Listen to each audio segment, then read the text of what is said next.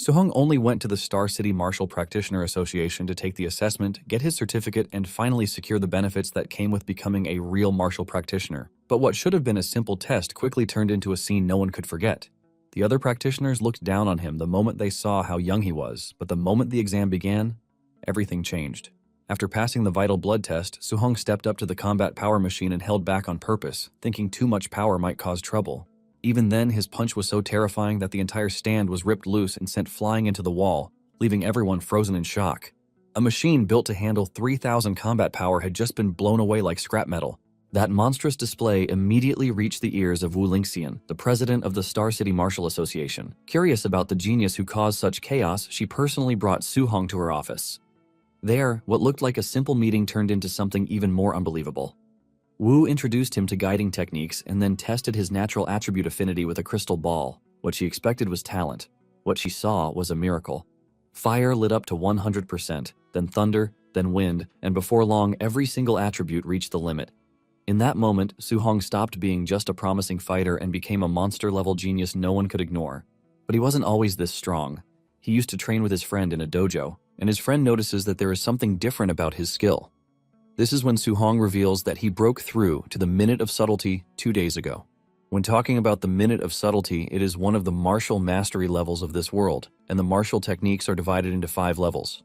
The first is the beginner, the second is the Minute Subtlety, the third is the mastery, the fourth is the greater mastery, and the last one is the perfection. Suhong's friend is blown away by this, and he tells Suhong that he is basically untouchable among his peers when it comes to Vajra Fist. When Suhong's friend realizes that the dude is not getting tired from all the training they have done, he decides to back out, telling Suhong that he needs to go home because he is not a beast like him.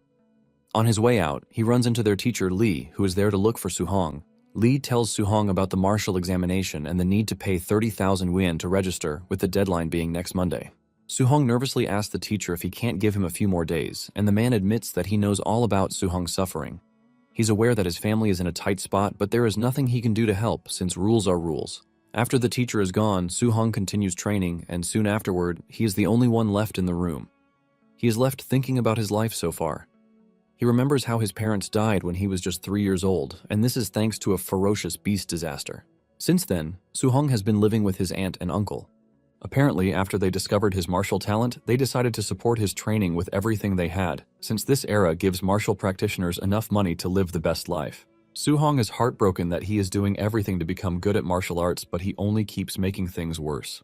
Later that night, Suhong arrives at the door of the house to hear his uncle and aunt talking about how hard things are.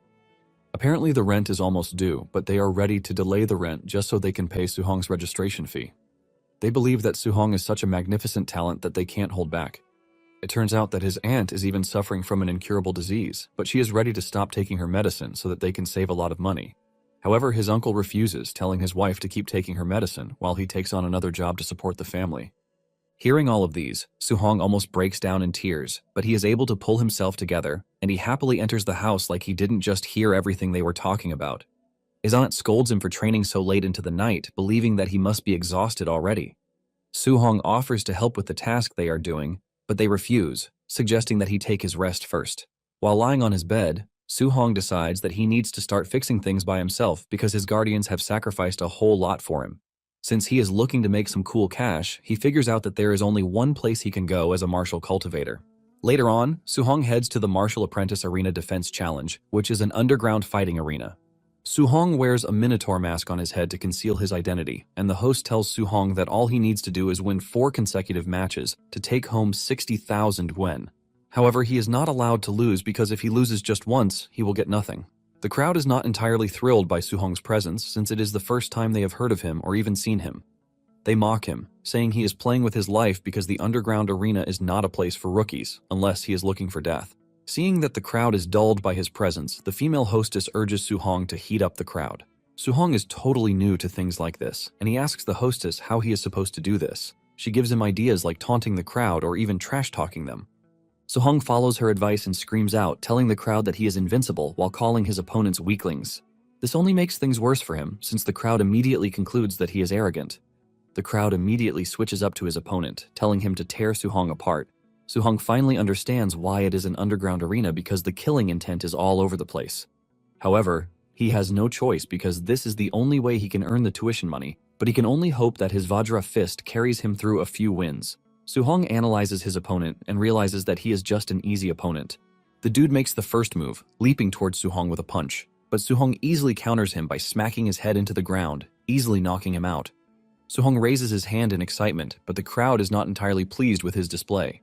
In no time, the next opponent climbs onto the stage and he assures Suhong that he is going to beat the crap out of him because he was only lucky to have defeated his first opponent.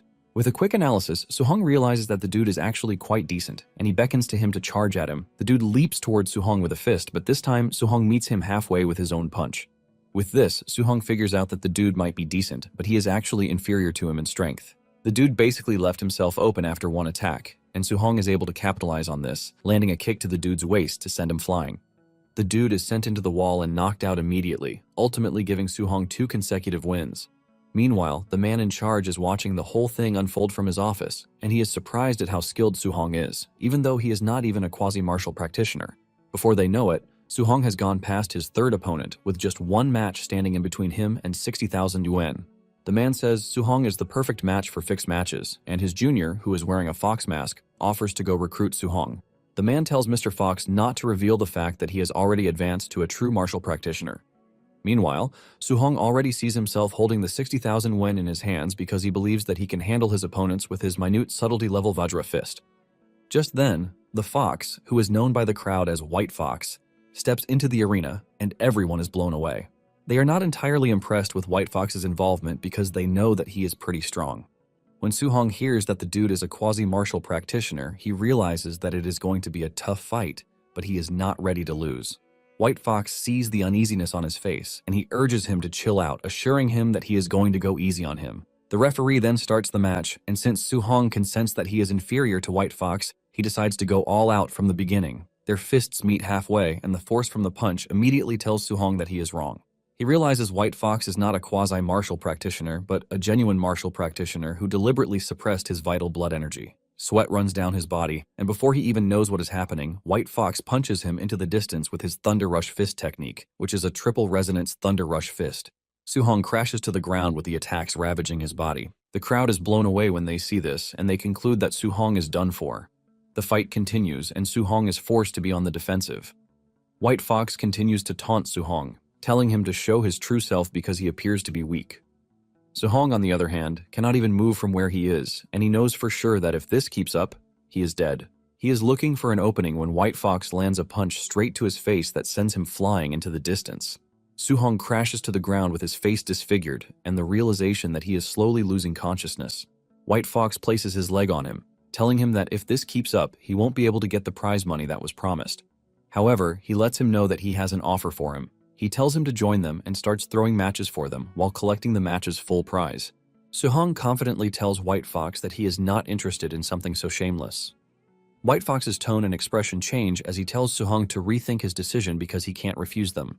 However, Suhong tells them that they need to cover their faces in shame because they call themselves martial practitioners with the sort of trash stunt that they are pulling. Since Suhong is not going to accept his offer, White Fox tells him that he is going to render him useless, so he won't be able to practice martial arts again. White Fox throws a kick at Suhong, but the moment Suhong realizes the gravity of what White Fox said, he pulls himself together and dodges the attack. He gets back on his feet with the fierce determination that he is not allowed to fail. White Fox is surprised to see that Suhong can still stand even though he just took the full power of his Thunder Rush Fist. Unknown to him, Suhong is driven by the will to become a martial practitioner so he can let his family live a good life. For a moment, he considers White Fox's offer, but he immediately trashes it again because he is not someone who would accept such a trash offer to build his future on. Suddenly, a status window appears in front of him, and the system asks him what he is willing to give for his family. Without hesitation, Suhong replies that he would give everything. An overwhelming aura swirls around his body, and he suddenly finds himself in a strange space. There is a giant golden figure in front of him who tells Suhong that he is going to give him a chance. Suddenly, a golden status window appears in front of Suhong, which displays Suhong's stats and techniques. Suhong wonders if it is a touchscreen, but he immediately confirms that it is with just a touch of his hand. He checks out the task section, where he finds a task named Path of the Arena. He is expected to hone his martial arts in that space and then return outside to deal with White Fox. Since it is the newbie tutorial, he is informed that there is no reward for it. Suhong is wondering what the task is all about when his clone appears behind him and throws a punch at his head. Suhong barely dodges it and realizes that his clone is using the same skill as him. In fact, his clone's skill appears to be even more refined than his, which is more or less a textbook standard. Since he has gotten himself a worthy opponent and an example to learn from, Suhong decides to throw everything into it. Suhong goes after his clone, but the clone easily dodges his strike before landing a counterattack that shifts Suhong backwards. Suddenly, Suhong realizes that the progress on his technique has increased to 10%, and it was 7% before the duel began. This is when Suhong realizes the simple truth that his clone can help him master his technique faster. Suhong dashes toward him and they start exchanging blows, with each punch increasing the mastery of the technique. Before he knows it, he masters a bunch of techniques just from training with his clone and getting a beating from himself. After a rigorous session, he finally gets a congratulatory message from the system telling him that he has completed the task. He is asked if he wants to return to reality, and he says yes. Back in reality, White Fox believes that Suhong is just playing around by acting all cool and mysterious. He dashes towards Suhong, swinging a punch at his face, but all he catches is Suhong's afterimage. Suhong easily dodges the dude's attack while telling him that he is too slow. The next thing that White Fox knows is a punch coming straight at his face, shattering his mask while reconfiguring his facial bones. Just one punch from Suhong knocks White Fox to the ground, with the crowd going totally nuts about it. Suhong then turns to the hostess, asking her when he is going to get his money because he just won his 4th match. The lady is totally startled by what she just witnessed, and she takes her time before announcing Suhong as the winner, while revealing that he is going to be given the 60,000 yuan reward. The owner of the establishment is blown away by what he just witnessed, leaving him to wonder how a martial apprentice is able to master the Vajra fist technique. The man then tells 2 of his men to follow Suhong so that they can find out who he is. On his way back home, Suhong quickly catches on to the fact that he is being followed, and he wastes no time engaging in a maneuver tactic that throws the dudes off his tail. They are left wondering where he disappeared to, but unknown to them, he is hanging right above them. An hour later, Suhong returns home, and he gives his guardians the money he just made. They are shocked when they see this, and they ask him where he got the money from. Suhong lies that he made the money from being a sparring partner at the dojo where he works. He adds that they have decided to sponsor his training because of how talented he is, and the uncle is surprised to hear this, since he once complained about how stingy the dojo is. Suhong calms the 2 down, asking them if they don't trust him. The 2 immediately come to their senses, agreeing that their nephew would never lie to them. Later that night, Suhong heads to the roof to think about how good the day went. He has been able to sort out the martial examination registration and even figure out his rent. In fact, his aunt's medical bills have been covered to some extent. Suhong is glad that he was able to turn danger into safety thanks to the system, but he realizes that aside from the technique levels, the other values didn't change. He notices that there is something called martial Dao value, but he doesn't know what it does. The system tells him that defeating an opponent that is above his level would give him 67 martial Dao value points, and this can be used to increase vital blood and martial techniques, so he should use it wisely. Suhong decides to try it out immediately, and he increases his vital blood, which immediately reflects on his body. His vital blood jumps to the 90 mark, and he realizes that he has reached the quasi-martial practitioner level. He decides to add all the points he has to vital blood, and he immediately notices an increase in his physical strength, while most of his injuries have fully recovered too. Since he is sensing an overwhelming power in his body, he figures out that getting a good place to try it out is the best way out. He decides to head to the school's martial training ground, where there is a combat power tester. Moments later, he arrives at the Star City No. 1 high school martial training field, where the device is located. It turns out that it is a Tier 1 combat tester, and he decides to use 70% of his punch power to try it out. He takes a deep breath before punching the device, and to his dismay, he destroys it. Suhong knows he is dead if they find out that he is the one who ruined the machine. At the same time, he just concludes that the machine is bad, which is why it got damaged too easily. Suddenly, he hears someone coming in his direction, and this is because they heard the noise from the tester. It turns out to be the principal, and the old man almost loses his head when he realizes that the school's test has been smashed. He immediately concludes that this is the work of the 2 school geniuses, Chen Shan and Li Tu. The principal decides to teach the 2 a lesson when the school resumes. Later on, the students gather at the school gym, and Suhong notices that Chen Shan is all beaten up. He asks his friend what happened, and he tells Suhong that Chen Shan was beaten because he smashed the field tester the night before. Suhong cannot even say anything to this because he realizes that the old man made sure to make Chen Shan take the fall. Just then, the principal shows up, and he screams at the students to keep their mouths shut, telling them that he invited one of his comrades in arms who is a Tier 3 martial practitioner. Basically, he is there to teach everyone a C-rank martial art, the Thunder Rush Fist. The students are blown away by this because this is the first time they are going to be seeing a Tier 3 martial practitioner. Apparently, outside dojos usually charge hundreds of thousands for teaching C-rank martial arts, but they are about to get it for free in the school. Suhong, on the other hand, remembers that it is the same technique that White Fox used during their match. Suhong admits that it is quite powerful since it is a triple resonance punch. Since the opportunity might only come once, Suhong plans to make the best of it. The trainer then tells the students to pay attention because he is only going to demonstrate the skill 10 times from start to finish. He lets them know that how much they learn about it is up to them. Without wasting time, the trainer begins the demonstration and he throws one punch while explaining that the Thunder Rush has several levels. Basically, each punch produces one thunderous boom, and at mastery, it produces 3 resonances.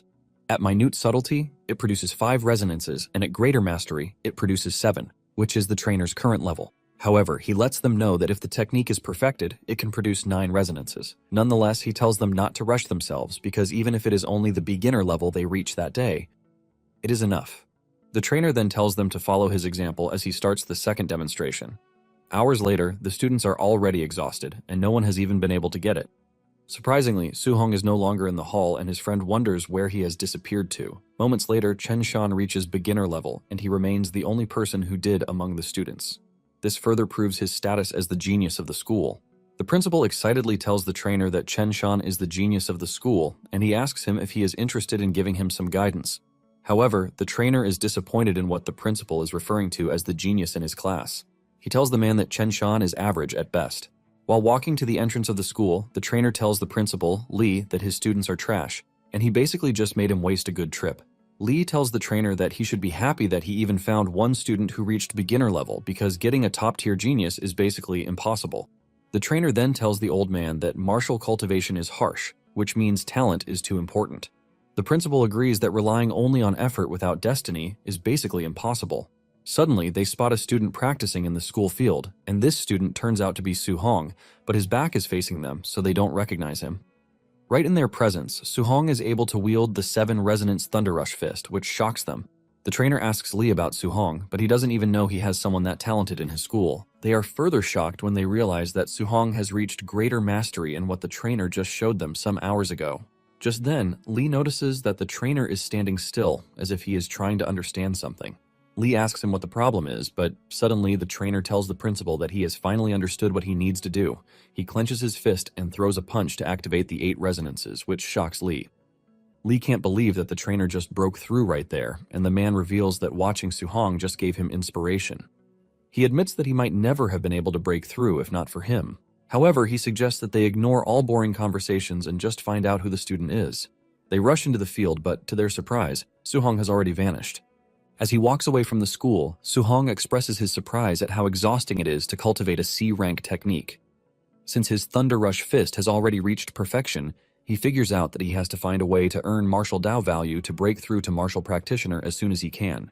He wonders if he is going to gain points if he spars with someone instead of risking his life in a life-or-death situation. Later on, Suhong arrives at the Thunder Dojo, where he works part-time. Upon entering the dojo, his friend asks him why he is there that day, and Suhong replies that he is just there to get some practice. Meanwhile, a purple-headed student is busy arguing with another student. Suhong asks his friend what the issue is, and he reveals that the new instructor is the purple-head's teacher. Basically, the instructor is pretty strong, but he looks down on commoners as if they are not humans. The purple head is Lian, and he is also pretty strong. Lian is about to beat up the student he is arguing with when Suhong grabs his arm, telling him to chill out. Lian is pissed that a regular dude just grabbed him, and he demands to know who he is. In fact, he tells Suhong to fight him one-on-one in the arena if he thinks he is a big shot. Suhong doesn't hesitate before accepting the request, but the instructor enters at the right time to ruin everything. He tells them to get ready for class, and Lian taunts Suhong, telling him that he literally got lucky. The instructor then reveals that it is his last day teaching the students the furious sea spear art, which he is only going to demonstrate once, just like he's always done. Deep down, the instructor doesn't expect any of them to learn it since he believes that they are all trash. The instructor does as he promised, and he demonstrates the move just once, but Suhong is able to lock everything into his memory. The instructor walks away, telling the students that the rest is up to them, but they scream at him, telling him that he only demonstrated it once. While they are all arguing and protesting, Suhong proceeds to try out what he just crammed into his brain. To everyone's surprise, Suhong gets it really well, leaving his peers in shock. The students start believing that they are really stupid, which is why they can't learn it. Just then, Leon enters the room again because he can hear the students' excitement from the other room. He is surprised to see that Suhong has actually learned the technique, and he decides that he has to test the dude's depth if he is really a genius. Lian calls Suhong's attention, telling him that he would like to give him some pointers on the spear art. Suhong agrees to this, and this gets Suhong's friend really worried. He tells Suhong that even though Lian is arrogant, he is actually strong. Suhong then tells his friend not to worry about him, and Suhong points his spear at Lian, taunting him. Lian is pissed at how arrogant Suhong is, and he dashes at him with his technique, but Suhong meets him halfway with a pretty good technique too. Lian is left in shock, while also wondering how Suhong is able to cultivate his technique to the mastery realm so fast, even though he is not a martial practitioner. The two continue swinging at each other. Suhong enters flow state with his eyes glowing, and he ultimately smashes Lian's spear out of his hand. The system immediately informs him that he has been awarded 35 points because he defeated an opponent who is above his level. Suhong is pleased to see this because it is just as he suspected.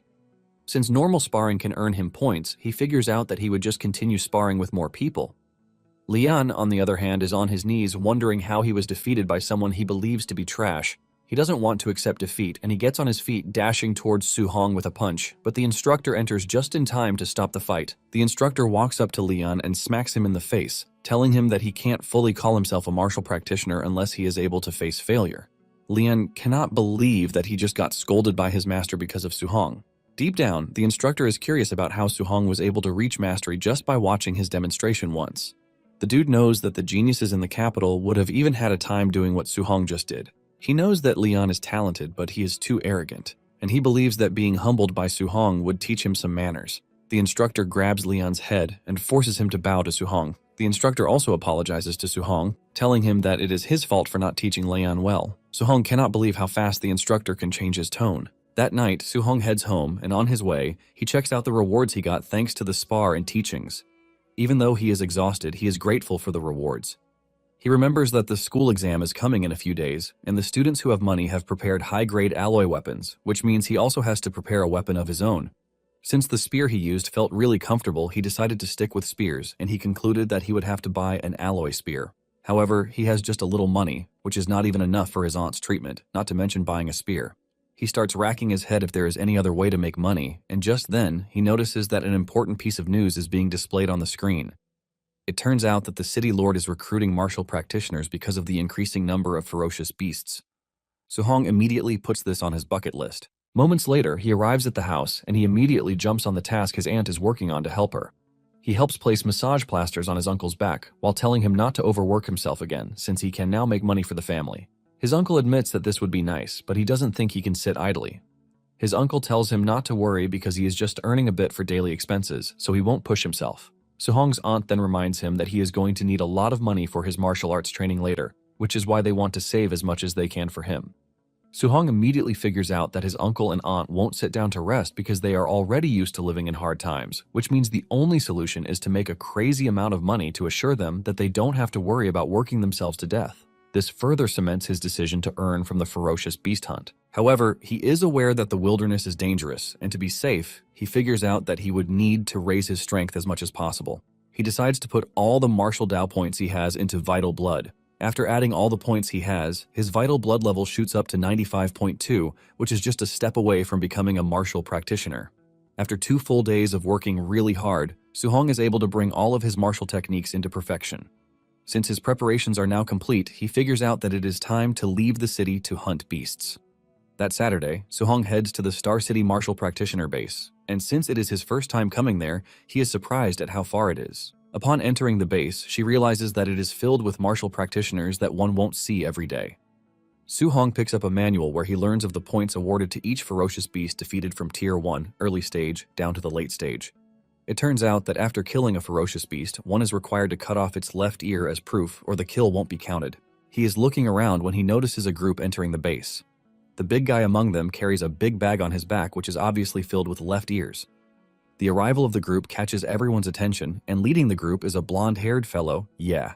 Suhong notices something strange about his aura and his outfit, which makes him believe that Yeah is White Fox from the underground arena. It turns out that the practitioners don't really like Ye, and most of them would have beaten him up if his uncle wasn't the base manager. Ye soon notices Suhong standing in the distance, and they lock eyes. Suhong immediately figures out that he has to worry about humans while also worrying about beasts. After he is done settling his affairs, Suhong tells the official that he is heading out alone, and the official believes that Suhong is just going to die in the wilderness because he is trying to prove that he is tough. As he steps into the woods, Suhong makes a decision to return with a bag full of monster ears. 2 hours later, Suhong is already getting frustrated because he has walked around without sighting a single beast. Since he's walked around the outskirts with no luck, he decides to go deeper into the forest. He hasn't even gone that far when he runs into a phantom moonwolf, which is a tier 1 early stage ferocious beast. It is his first time seeing one physically, and the beast wastes no time leaping toward him with clear intentions of tearing him apart. With the beast charging in recklessly, Suhong meets it halfway with a powered punch that sends it flying into the tree. With just a punch from Suhong, the monster is sent to the afterlife. Even though he is trembling, Suhong cannot help but admit that it was a thrilling experience more than he imagined. He realizes that with his current strength, he can kill a tier 1 early stage ferocious beast in one move, which leaves him wondering how he would fare against a tier 1 mid-stage. Meanwhile, he is being stalked by another monster that is watching from deep into the woods. Suddenly, the monster makes its move, and it turns out to be a furious black bear, which is a tier 1 mid-stage ferocious beast. It leaps toward Suhong, aiming to catch him off guard, but Suhong takes it down relatively easily too. With this, Suhong concludes that he is not in any sort of danger as long as he doesn't run into tier 2 ferocious beasts. Suhong cuts off the bear's ear, and he smiles because he has just secured 3,000 bounty. Just then, the system tells him that he now has enough martial Dao points to break through to a martial practitioner. Suddenly, he feels an overwhelming presence in the distance, which catches his attention. This leaves Suhong wondering what type of beast could emit such a terrifying presence. He decides to go check it out, and he dashes toward where the aura was coming from. By the time he gets there, he finds a group of martial practitioners getting torn apart by a scary black jade giant python, which is a tier 1 late-stage ferocious beast. One of the martial practitioners tries to block the serpent with his shield, but he gets smacked into a rock, ultimately relieving him of his life debt. Before he knows it, he realizes that the snake has locked onto him. The snake rushes at him, forcing him to frantically leap backward. However, the snake is so fast that it is able to close the distance in no time, landing a hit that causes Suhong to cough up blood.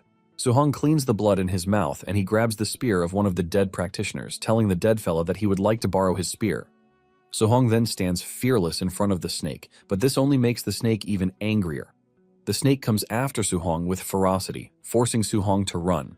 Basically, defeating this type of monster would take a bunch of martial practitioners working together. However, all of his martial techniques have reached perfection, and he can easily kill a tier 1 mid-stage furious black bear, so he believes that he has a chance against the python. Suhong engages his movement techniques to try to get the edge over the snake before hitting it with spear art. The spear passes through the snake's body, causing it to scream out in pain. The spear comes out from the other side and Suhong quickly goes after the spear. He pulls out the spear and hurls it at the python again. This time around, the spear pierces the snake's neck, leaving a hole in it while the python gets even angrier. The snake violently goes after Suhong, trying to catch him off guard, but Suhong is too agile for the snake to catch. Because of the size difference between them, Suhong knows that it is pretty difficult for him to land a killing blow in one strike. Since it has come to this, he figures out that he can only weaken the beast as much as he can until he is able to deliver the killing strike. While dodging the snake's movements, Suhong lands a powerful punch to the snake's body before going after his spear again. Suhong has been creating distance between himself and the snake after every attack, so he can find another opening to strike again. Even though the method is draining his stamina, he has no choice because it is the only safe method that he can use. While he is panting like a dog, Suhong notices that the snake is already getting exhausted too. Suhong is convinced that he can defeat the snake after a couple of exchanges.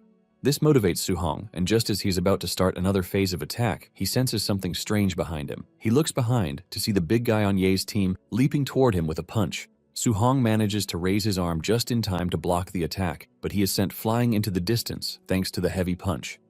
Suhong manages to get on his knees while coughing hard from the attack. He looks up to see Ye and his gang showing up in their numbers, and without hesitation, Ye tells Suhong to surrender the python to him.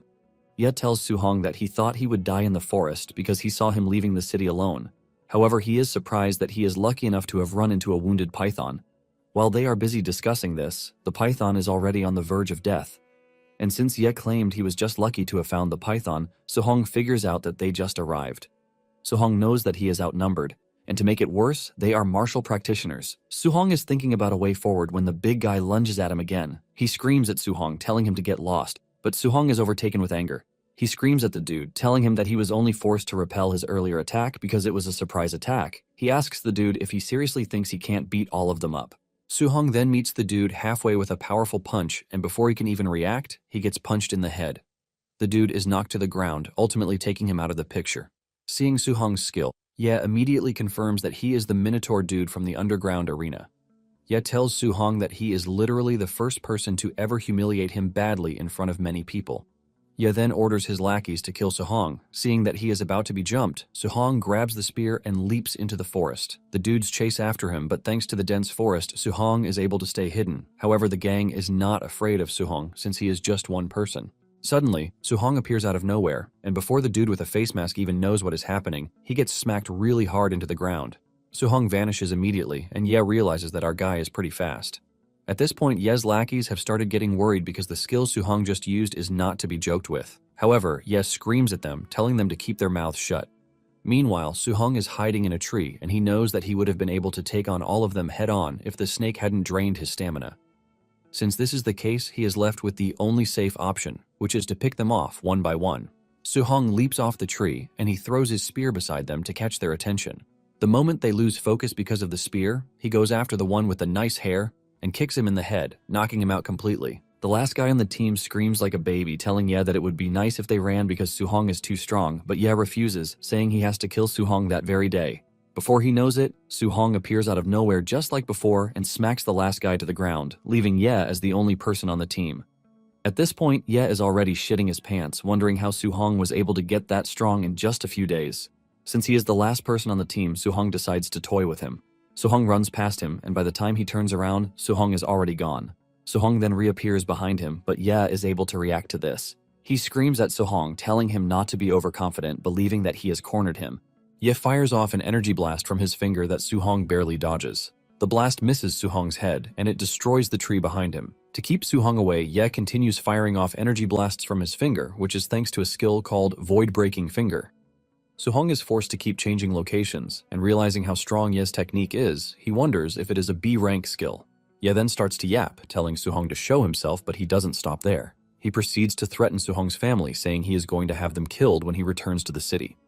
This turns out to be his biggest mistake, as Su-hong immediately goes into frenzy mode. He ignores the essence of fear, and he dashes toward Ye's position.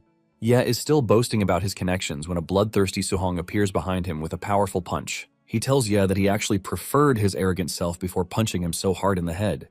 Ye's head almost twists from his body as he is sent flying into the distance before crashing into a wall. Su-hong looks like a demon straight from hell as he walks toward Ye, telling him that he should have left his family out of it. With blood pouring out of his body like water, Ye asks Su-hong how he got this strong, which is supposed to be impossible. He is still asking stupid questions when the black python appears behind him and smacks him into the ground with its giant tail. The snake then turns its attention to Su-hong, and it looks angrier than before as it screams at Su-hong. Su-hong realizes that he has spent too much time fighting Ye, which has given the snake the time to recuperate. Meanwhile, Ye's lackeys have regained consciousness, and while they are wondering where Ye is, they see Su-hong running towards them. Just as they are preparing to engage him in a fight, Su-hong screams at them to get out of the way. It soon dawns on them that Su-hong is being chased by the black python. Su-hong dashes past them, but because of how slow they are killed by the black python. Surprisingly, Su-hong is awarded points for indirectly killing his opponents. Su-hong is shocked that he can also earn points this way, and this reminds him that he now has enough points to break through to become a martial practitioner. He decides to find a safe place for himself, and he soon notices a cave in the distance. Without hesitation, he dashes toward the cave and disappears into the cave before the snake gets to him. However, the snake is about to give up as it keeps trying to force its way into the cave. Seeing how desperate the snake is, Su-hong quickly pulls out the status window and he starts to add points to his vital blood as fast as he can. Doing this causes him intense pain that he feels like lava is flowing through his body. After adding all the points and enduring the pain, Su-hong finally becomes a true martial practitioner with a red aura swirling around his body.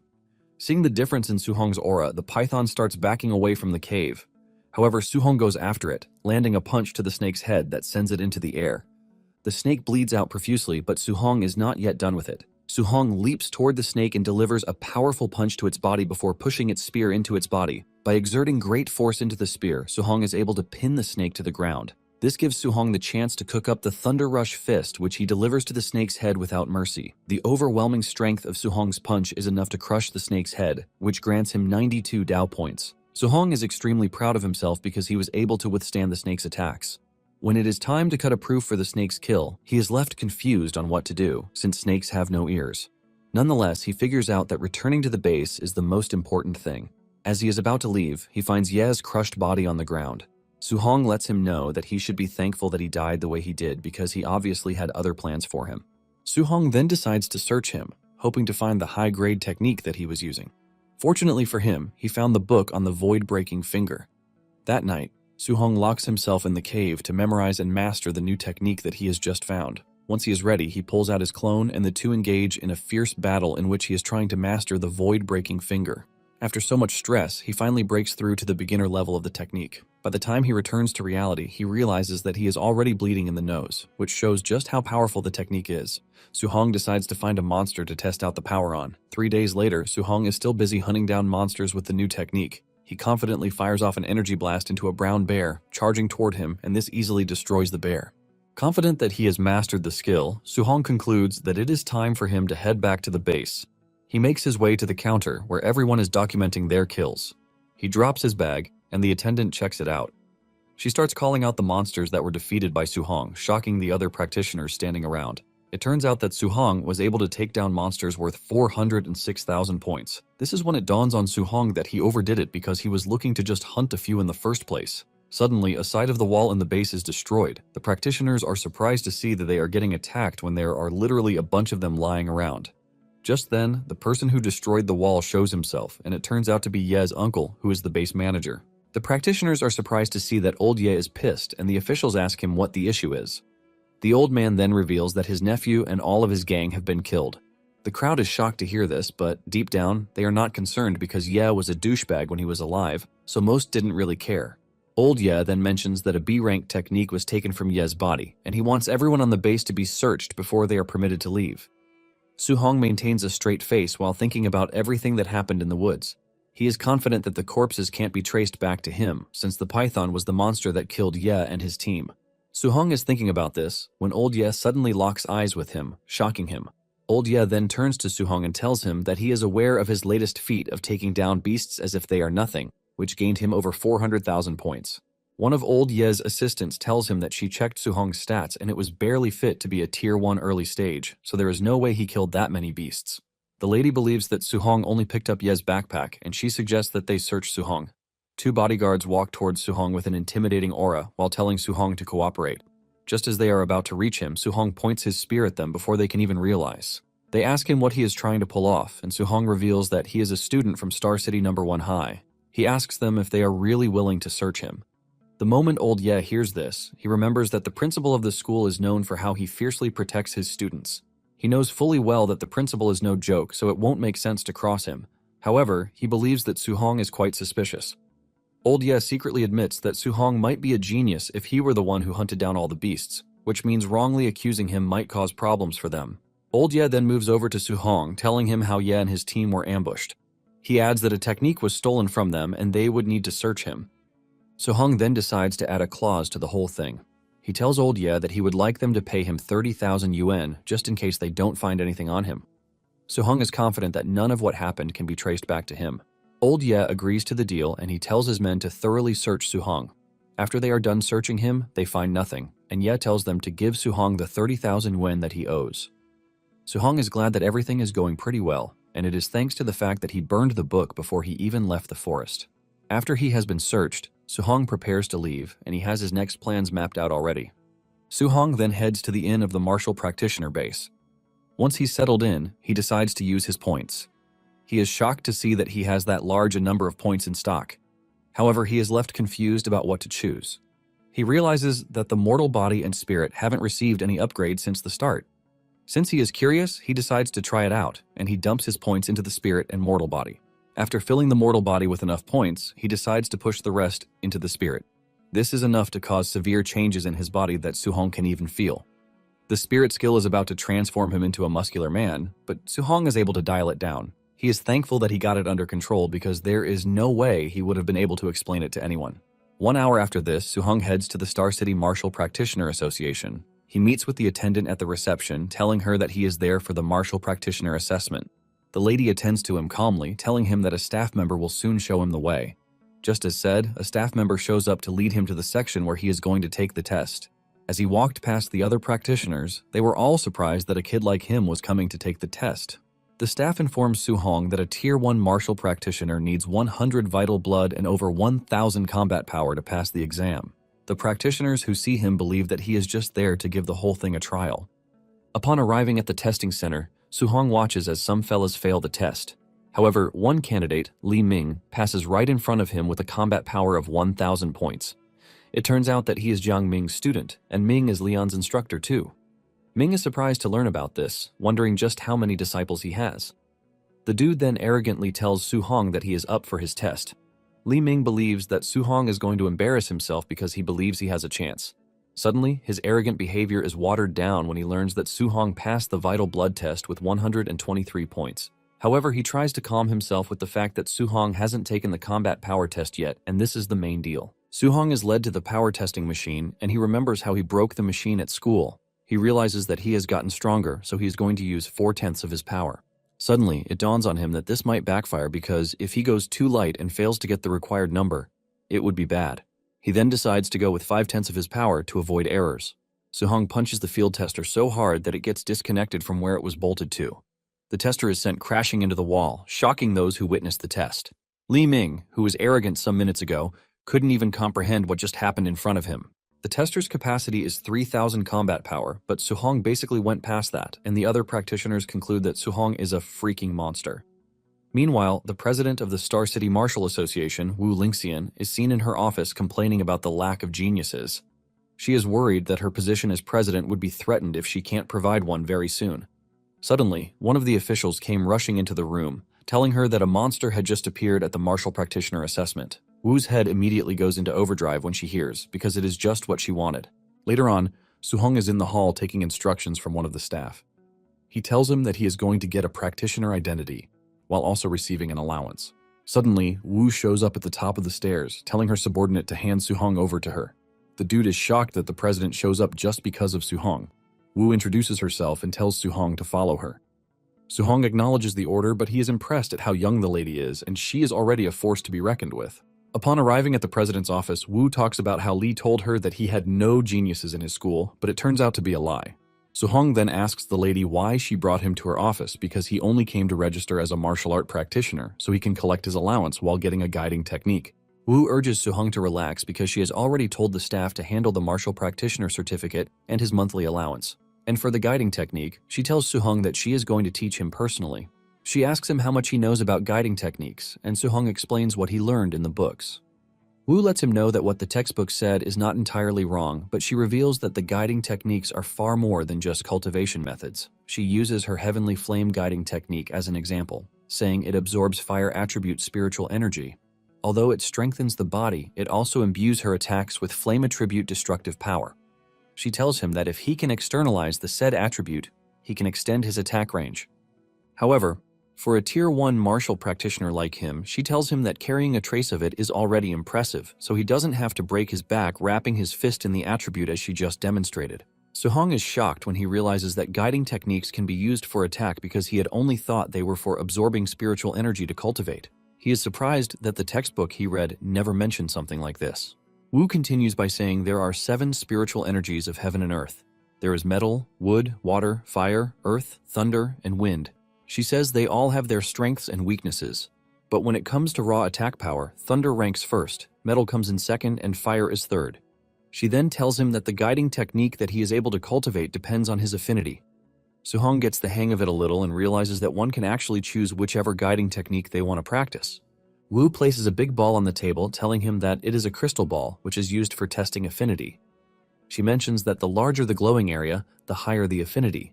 Apparently, ordinary martial practitioners usually get nothing above 30%.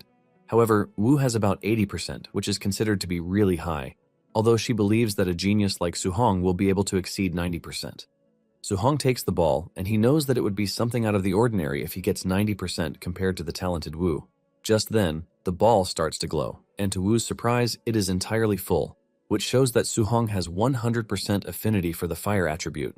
Wu grabs him, asking him if he knows what this means, and Su-hong says no. She tells him that this means he can absorb fire attribute spiritual energy from heaven and earth with 100% efficiency, with no leakage whatsoever. Wu reveals that with her 80% affinity, it means she is losing 20% when absorbing fire spiritual energy. Even with this, she is already a Tier 5 martial practitioner, which also gave her the chance to become the president of the Star City branch. However, she lets him know that his achievements will definitely surpass his own. Wu confesses that she never expected a rural place like Star City to produce such a genius as Su-hong. While Wu is celebrating this, Su-hong is busy thinking about getting the Thunder attribute because he prefers this. He then tries it out, and the ball glows completely to the max point, just like the Fire attribute. Wu sees this and stands there speechless like a statue, refusing to believe what is happening in front of her. Wu is basically suffering a brain freeze because Su-hong has 100% affinity for 2 attributes. Wu hasn't finished recovering from this when Su-hong tells her that the Wind attribute is also 100%. Minutes later, Wu finds it hard to move from where she is because she is totally overwhelmed by what she just witnessed. Basically, Su-hong has an affinity for all of the attributes, and to make it worse, they are all 100%. She has always thought of herself as a strong martial artist, but now that she is standing before an anomaly, she realizes that she is just an ordinary fellow. A flashback scene shows Wu taking on a giant monster that was ravaging the city, and it then dawns on her that to defeat such an overwhelming existence, someone with an equally scary power is needed. Wu is completely lost in thought before Su-hong mentions that it would be a waste for him to cultivate only the Thunder attribute while leaving the others. Su-hong then asks Wu to give him some advice concerning the guiding techniques. Wu then tells him that one has a limited energy, so it is better that he focuses on 1 or 2 at most. Apparently, there was someone in the past who tried to cultivate all 7 guiding techniques at once, but after decades, the fellow was still stuck at a Tier 1 martial practitioner. Su-hong then tells the president that he can't make up his mind at that moment, which is why he wants to try all of them first, so he can know which one to focus on. Wu agrees to this, but urges him not to mess around and eventually waste his talent. Just then, Wu mentions the school exam that is coming up. Su-hong asks her why she is talking about the school exam, and she explains that recently, the friction on the myriad races battlefield has been intensifying. She mentions that war between the myriad races and humanity could break out at any moment. Thanks to this, every nation is pouring massive resources into forming genius training camps, and she has one that she wants to recommend for him. However, he has to take first place in his school's monthly exam so she can secure a recommendation slot. Su-hong is overwhelmed by the information, and he remembers that a myriad race war was what took his parents' lives. Remembering this, Su-hong assures the president that he is going to try his best because he is not about to allow the tragedy of the past to repeat itself, so he has to become stronger to protect everyone around him. Later that night, Su-hong arrives home to tell his parents about the development of things. The two are glad to learn that their ward has finally become capable. Su-hong explains to them that as a Tier 1 martial practitioner, he's going to get a 10,000 yuan allowance every month. He then tells his uncle that he doesn't have to work himself to death anymore. His uncle is happy to hear this, and he concludes that Su-hong is the pillar of the family, so whatever Su-hong says, he is going to listen to him. That night, Su-hong heads to the roof as usual to try out the Fire attribute. He is able to shoot out smoke, which counts as a beginner in the guiding technique. Just then, a guiding technique section appeared on the status window, and this confirms Su-hong's suspicion that he has already learned it. Just then, he notices that there are levels to the technique. This comes as a surprise because Wu never mentioned anything of the sort. However, it soon dawns on him that the guiding techniques can only be leveled up by him, and this creates a level of excitement in him. However, he doesn't know how the level up happens. He wonders if they can be leveled up using martial Dao points too. Since he doesn't know how this works, he decides to cultivate the rest of the guiding techniques first. Su-hong then sits down to focus on the guiding techniques, but several hours later, he hasn't made progress because the 7 different attributes repel each other. He then remembers the genius Wu mentioned, who was stuck in Tier 1 even after decades. Even though all 7 attributes are present inside him, he can only mobilize 1 attribute at a time. Anytime he tries to force a second attribute into it, it clashes violently and then disappears. Since Su-hong knows that thunder and fire are similar, he decides that he is going to try to cultivate them together. Hours later, Su-hong wasn't able to carry out his desired result. This continues till the next day, but Su-hong is able to tame both thunder and fire at the same time. Su-hong creates a fireball with lightning in his hand, and he is proud of himself because after trying the whole night, it finally worked out. He decides that it is time to test out the new power. The following day, he heads down to the test field where he is to test his power on the Tier 3 combat power tester. Since he used 5/10 of his power the last time, he decides to use 3/10 this time. Su-hong punches the tester hard, and surprisingly, the mark was above 2,000. Su-hong finally understands how strong he has become. He then decides to combine the power of fire and thunder to see what will happen. He punched the machine again, and this time it broke. Su-hong realizes that his power is quite terrifying because he has gotten an extraordinary power from fusing 2 abilities. Su-hong is already thinking of what would happen if he got his hands on the 7 attributes. Su-hong then returns home to try to fuse 3 attributes together, but it fails because it is even harder. He has tried all the combinations that he can, but there is no progress whatsoever. He wonders if raising the guiding technique level would help him fuse the techniques successfully. Since the monthly exam is the next day, Su-hong figures out that it would be best if he earns enough martial points before the next day. The next day at the school, Lee addresses the students, telling them that with the front lines growing really tense, there will be an annual training camp every year to select and intensively train geniuses. He mentions that the training camps offer abundant resources like pills and even grandmasters who will serve as their instructors. He then reveals that it is the top 3 students in the monthly exam who will qualify to join the Star City training camp. The students are hyped when they hear this, but Su-hong on the other hand is more concerned about the Tier 7 grandmaster. Just then, Su-hong's friend tells him that Li Tu and Chen Shan are both martial practitioners now. Su-hong can't believe that he was away for 10 days, but the two have broken through to martial practitioner. Su-hong reveals that the principal had the instructor, Chen, come in to give the 2 additional lessons for the past couple of days. Su-hong's friend tells him the impressive things Tu and Chen have done. Thanks to this, the 2 can now compete to see who is the best. Meanwhile, the principal and Chen are still trying to find the student from before, but since they can't, they have started assuming that he is not from their school. Just then, Jiang shows up at the school with Lian and Li Ming. He teases the principal, telling him that the quality of students that year doesn't look too good. The old man asks Jiang what he wants, and he reveals that he brought his 2 disciples to spar with the students, so that they can be taught the proper way of things. The principal quickly figures out that Jiang is trying to humiliate him. However, if he refuses the offer, it would mean that he is admitting that his entire school has no real talent. The principal is thinking of what to do when Lian notices Su-hong among the students in the distance. Lian quickly calls Jiang's attention to this by whispering in his ear. Jiang also turns in Su-hong's direction, and the moment he confirms that he is the one, he freaks out because he never expected him to be from the number 1 high. Jiang immediately figures out that it would be better if he withdraws because none of his disciples would be able to take on Su-hong. Jiang teases the principal, telling him that he was only joking while telling him that his dumb disciples can't compare to the quality students that he has in the school. Chen and Li almost explode from anger when they hear this because they believe that Su-hong is mocking them sarcastically, but little do they know that Su-hong has seen something that is beyond his power. Soon afterward, the exam begins and Su-hong is facing a dude named Peng. Everyone believes that Su-hong is doomed because his first opponent is a quasi-martial practitioner. Su-hong's opponent even teases him, asking him if he is prepared to step down, but before he even finishes his statement, Su-hong smacks him to the ground as if he is nothing. The crowd is left in shock when they see this because Su-hong basically one-shotted a quasi-martial practitioner. They believe that it is a fluke until Su-hong continues defeating all of his opponents pretty easily. Before they know it, he has reached the finals, leaving the adults wondering where he came from in the first place. Li blames himself for not noticing such an incredible talent all this time. The instructor then mentions that he must have seen Su-hong somewhere before because he looks really familiar. Meanwhile, Chen Shan and Li Tu are still fighting each other to know who is going to get to the finals. Because of how equal they are in strength, it is hard to say it is a particular person who will win. While they are busy fighting, they are still taunting each other about who is the strongest and who is the second strongest in the school. Just then, Chen externalizes his attribute to wrap fire around his fists, shocking those who are watching. They are blown away because fire is only second to thunder when it comes to destructive power.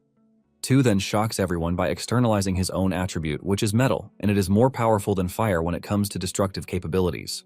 Tu goes after Chen, delivering fast-paced attacks that shock everyone. Chen feels the heat of the attack, and the teachers realize that Tu has been hiding his true depth from the beginning, which is why he is able to defeat Chen. The instructor commends Tu, saying he was able to master the attribute externalization in just 10 days, while also making it to minute subtlety. The old man then concludes that there is no need to watch the finals because with minute subtlety, Su-hong has no chance against Tu. The instructor agrees with him, saying Su-hong might have had a chance if he had a guiding technique. Just then, one of the instructors bets 50,000 on Su-hong, and the old man quickly takes him up on his bet. Soon afterward, Su-hong and Tu meet in the finals. Tu teases Su-hong, telling him that he was lucky to have reached the finals because he didn't meet him or Chen on the way. However, he lets him know that his run of luck has come to an end. Su-hong keeps mute because he is happy that he is finally getting a good human to beat up after fighting beasts for so long. Tu tells Su-hong that he should be proud because he can call himself second best in the school since he made it to the finals. Su-hong taunts him, asking him who is first, and Tu lunges toward him, saying it is obviously him. Tu unleashes a 5-resonance thunder rush fist that shocks the spectators. Instead of dodging the incoming attack, Su-hong decides to stand around to test out his physical prowess. The students shout at the referee, telling him to save Su-hong because he is about to be obliterated. Su-hong then jumps at Tu and the two start exchanging punches. Tu is shocked when he realizes that Su-hong is able to stand against him with a skill of his own. Su-hong maintains the intensity, and Tu realizes that Su-hong is no child's play because every punch from him feels really heavy. The spectators are left in awe because Su-hong isn't using any martial technique, but he is able to match Tu blow for blow. This tells the crowd that Su-hong's strength is no child's play. The instructor believes that Su-hong has a unique physique because there is no way his power is that exaggerated. Lee is excited that his trash school is able to provide a genius at last. As the battle continues, Tu tells Su-hong not to believe that he has a chance because he will come out as the winner in the end. Seeing how desperate Tu is to win, Su-hong realizes that his physical strength is not enough to win against him, so he might just go all out against him too. Su-hong then tells Tu that he is going to get serious with him since he showed him his full power too. Su-hong then externalizes his thunder attribute as he dashes toward Tu. Fear grips Tu when he sees this because he wasn't expecting Su-hong to have a trump card. Even the spectators are left wondering what might be going on. The teacher screams out like a frog when he sees how Su-hong is handling the thunder technique. Moments later, Tu realizes that he is getting overwhelmed by Su-hong's technique because his thunder attribute is stronger than his metal attribute. Su-hong lets Tu know that he is going to get serious with him by showing him his trump card. He unleashes 9 resonances on Tu, ultimately trashing him. The students are initially stunned by what happened, but when they finally digest how Su-hong won, the crowd goes wild. Seeing how he just used 9 resonances, Lee and the instructor also figure out that Su-hong was the student who vanished from their sight that day. The principal tells the instructor that they are not witnessing just a genius, but the dragon star of the school. The instructor chuckles nervously, saying the privileged geniuses at the training camp are about to be hit with a brutal shock. He compares Su-hong to a dragon that is meant to soar, not to sink in a pond. The principal agrees with him, saying Su-hong is meant to shine on the international level, not a rural place like Star City. That night, Su-hong returns home with a smile on his face, and when his guardians ask him who took first in the school, he proudly reveals that he is the one. His uncle asks him if this means that he is going to the training camp, and he says yes. Just then, they hear a knock on the door, and when they go to the door to investigate, they meet an arrogant woman who reveals that she is Lin Nian's mother at Su-hong's school. Since the school usually sends the top 3 to the training camp, and her son took 4th, she tells Su-hong that she is interested in paying him to give up his spot for her son. She pulls out 30,000 yuan like it's some kind of big money and tells Su-hong and his guardians that this is what she is ready to pay. She expects them to jump at the money, but the cold expression on their faces shocks her, and she screams at them, telling them the competition is a brutal one where people can die. She continues by saying those who participate in the training camp are known to consume high-grade pills like candy while using high-tier techniques as if it is nothing. Su-hong's mother hears this and she fears, forcing her to ask Su-hong if it is really dangerous, just as the woman said. However, the uncle urges his wife to chill out. He then asks Su-hong if he can promise that he is going to be safe, and Su-hong assures him that he will. The woman is surprised that the man believes the child's guarantee, and the man lets her know that it is his own decision, so he has to trust him. He adds that there is no reason for him to call Su-hong his family if he doesn't trust him. Without further argument, they slam the door in her face, leaving her embarrassed. She walks away in anger while telling the family that Su-hong is going to get eliminated. After she is gone, Su-hong apologizes to his uncle, telling him that he never meant to hide the danger from him, and his uncle assures him that it is fine. He mentions that he is a rough man, but he is more educated, and he understands the training camp better. Su-hong's uncle tells him that since he has made up his mind to face the difficulties, he is ready to support him. Su-hong's aunt smacks her husband before telling Su-hong that all they care about is that he returns safely. Later that night, Su-hong heads to the roof to think about his future journey. He knows that his guardians are only worried about him, which is why he can't even let them down. He concludes that he has to get stronger to protect his hard-earned peaceful life. Su-hong then checks out the status window, and he realizes that he has 285 Dao points currently, but this is not enough for what he wants. Since he doesn't know what kind of monsters he is going to face at the training camp, he decides to prioritize his physical combat power. Su-hong adds points to his mortal body, and after a painful ordeal, he realizes that he is still 35% away from 100%. Suddenly, he notices that Thunder and Heavenly Flame techniques have already reached level 2. Su-hong remembers practicing guiding techniques for just a few days, and nothing more. He wonders if extra conditions are needed, or if it is the normal cultivation of guiding techniques that allows the attributes to level up. Since this is the case, Su-hong decides that he is going to raise the bar to another level. The next day at dawn, Su-hong had managed to reach level 3 on both attributes. In fact, his Vital Blood technique also increased by 3 points. When Su-hong finally prepares to leave, his aunt urges him to stay safe, and even rush home if things get too dangerous. However, the uncle believes that Su-hong has what it takes to be successful, and he tells Su-hong to go to the training camp to be the first among all. After he is gone, Su-hong's uncle finally shows just how worried he is, but was trying to act all tough. Moments later, Wu pulls up beside Su-hong, telling him to get into the car. Su-hong obliges and places his spear in the back of the beautiful red convertible car. Wu cuts through the highway at incredible speed, and Su-hong asks her why she wants to see him. Wu then tells him that there are certain things that she has to warn him about concerning the training camp. Wu mentions that as president of the association, there is some participants' information that she has access to. She reveals that there are martial practitioners who are already on the verge of Tier 2 among the participants. She mentions that there are several monsters in the training camp, and the weakest techniques that they master are B-rank techniques. When Su-hong hears this, he gets even more excited instead of scared because he can learn B-rank techniques quickly.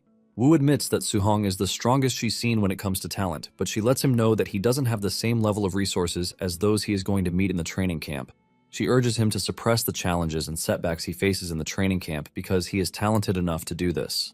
Su-hong thanks Wu for the advice, and Wu is basically impressed that Su-hong is staying so calm, even though he knows that he is going to a dangerous place. Later on, the 3 participants from Star City High are seen traveling in a vehicle alongside the principal, and they are heading to the Tianlin mountain range. Chen expresses his concern about the training camp being located in the mountain range, but the principal urges him not to worry, saying a grandmaster is overseeing the camp so no beasts will touch them.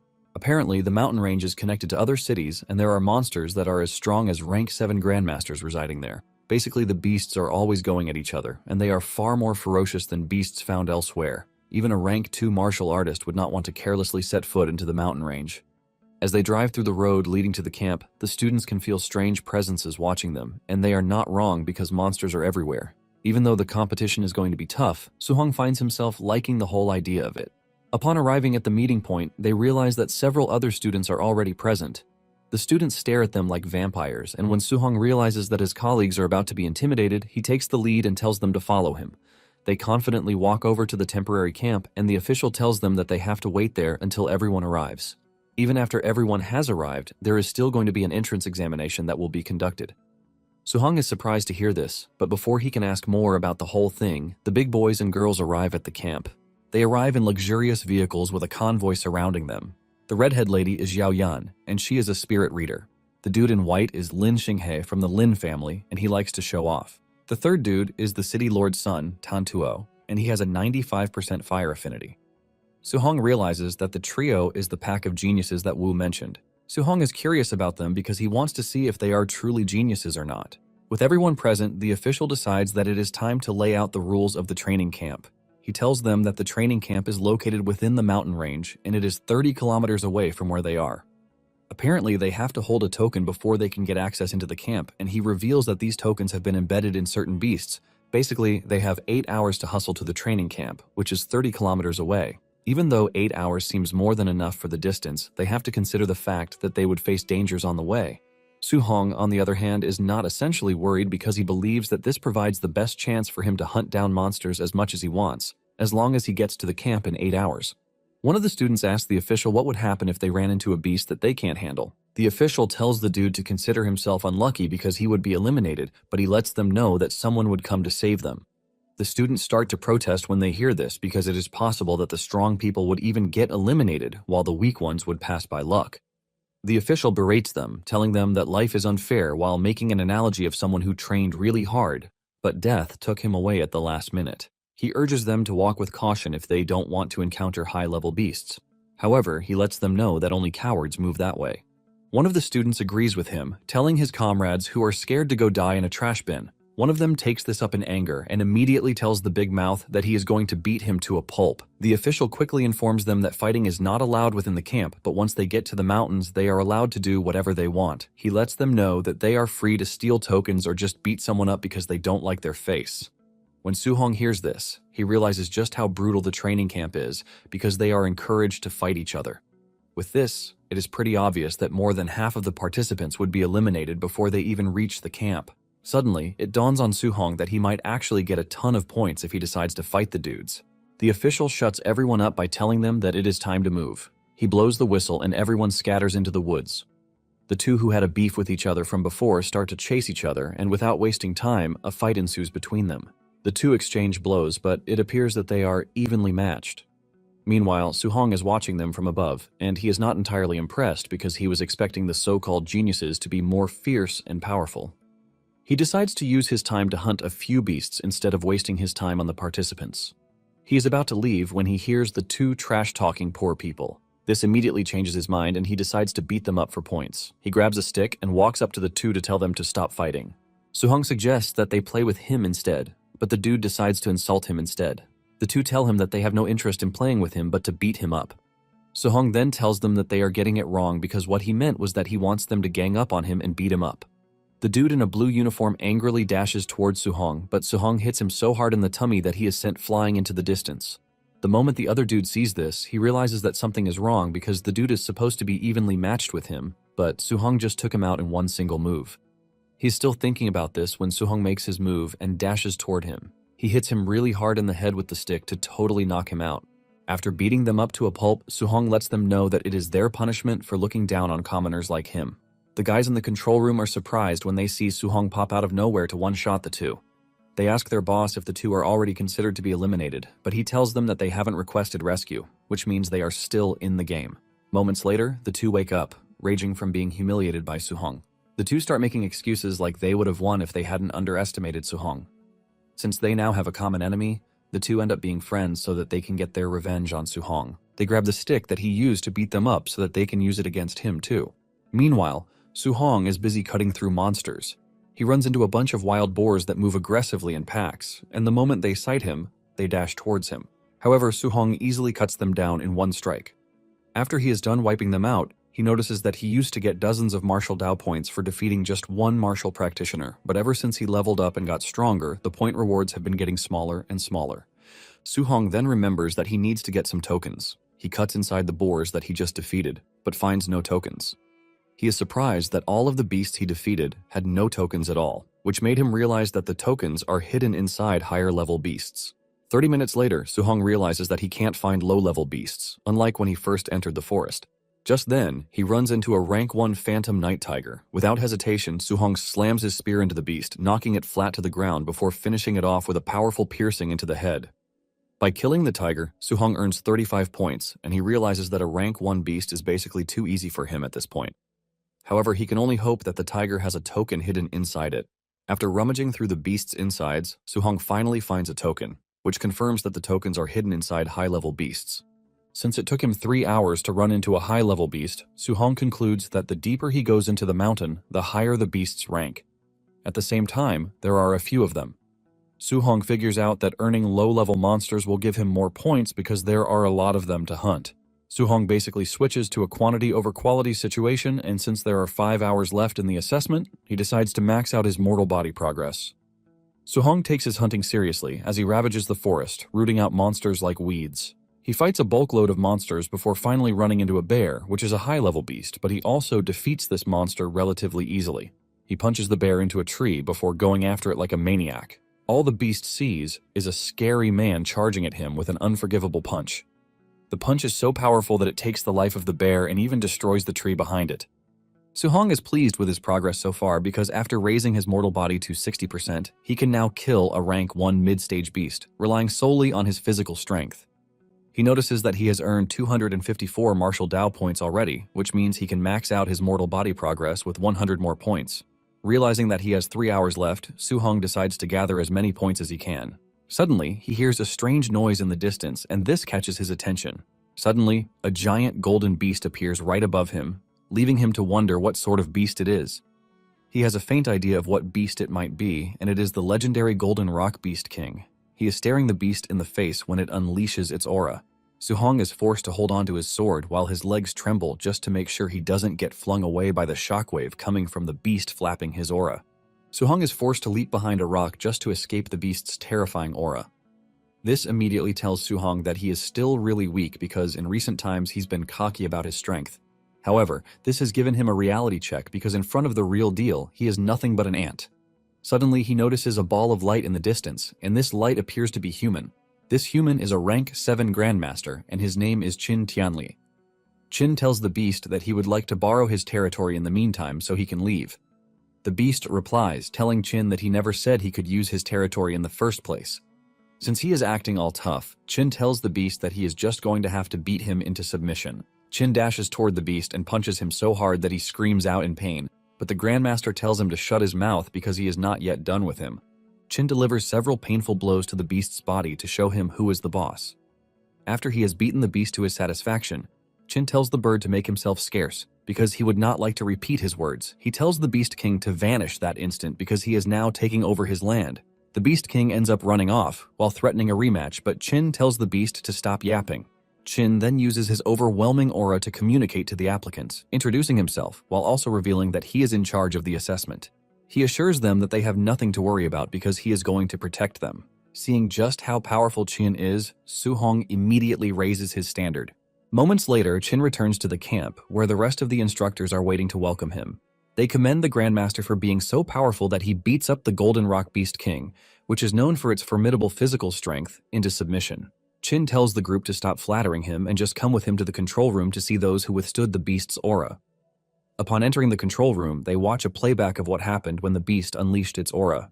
Chin realizes that Tantuo was able to withstand the aura by maintaining his ground. Chin asks for his details, and one of the instructors reads out Tantuo's file. Chin is surprised to learn that Tantuo is the son of the city's lord, who is always birthing trash. Chin cannot believe that the dude finally got to give birth to a talented kid in the long run. Singi, on the other hand, used his impressive footwork to escape the beast's aura, and according to reports, he has 96% affinity for the wind attribute. And for Zhao, who is a telekinetic user, she is able to withstand the beast's aura with her mental powers. After watching the trio, Chin realizes that they have incredible talents, but he wants to know if there is anyone else who has withstood the beast's aura. His assistant starts calling out names of those who actually managed to withstand the aura. After a long, boring list, the assistant tells Chin that the people she just mentioned all have Tier 1 strength, which is why they didn't lose consciousness against the beast's aura. Chin is not entirely impressed, since they are all from major families. He wants to know if there is anyone from a normal background who managed to withstand the beast's aura.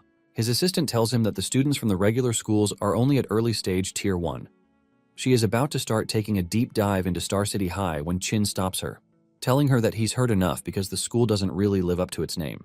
Suddenly, the other instructor notices Su-hong on the screen, taking out monsters. He had basically just endured the beast's aura, but he still had the energy to hunt beasts. The lady instructor decides to check him out, and she suddenly freezes in fear as she mentions that Su-hong is a freaking monster from Star City High.